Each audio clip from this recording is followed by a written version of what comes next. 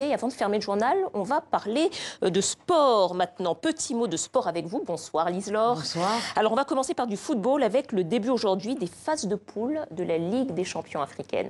Oui, 16 équipes réparties en 4 groupes sont en lice donc, pour conquérir ce titre de champion d'Afrique. Nouvelle formule et donc succéder à l'Espérance de Tunis. La finale de la Ligue des champions de la Confédération africaine de football se déroulera en mai et non plus en novembre. Idée de coller un peu au calendrier des compétitions internationales interclubs.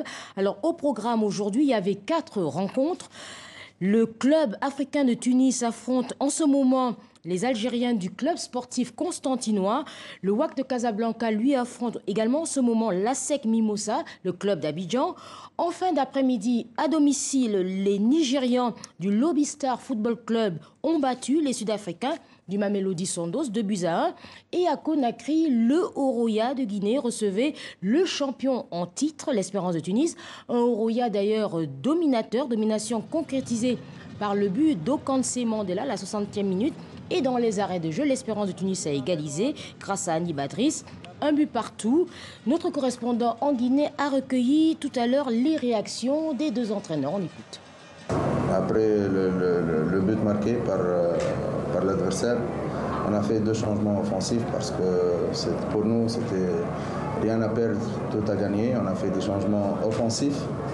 On a donné un peu plus de profondeur pour notre attaque. Et je crois avec l'entrée de quelques joueurs, on est arrivé à marquer ce but. C'était pas un match facile, comme aujourd'hui. C'est pas un match facile. L'équipe de Horea, c'est une très bonne équipe avec un terrain un peu difficile. Donc on a su gérer notre match. Il ne faut pas oublier que notre gardien nous a laissé dans le match.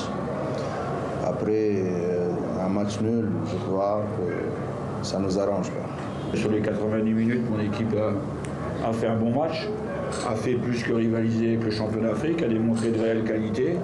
On a fabriqué notre football qu'on essaie de mettre en place depuis quelques mois. Après, bien évidemment, que c'est une déception de prendre un but sur la fin, mais comme le dit le coach, il a fait rentrer 2 attaquants. Nous, on a fait une mauvaise sortie, ballon-pied, on se fait contrer.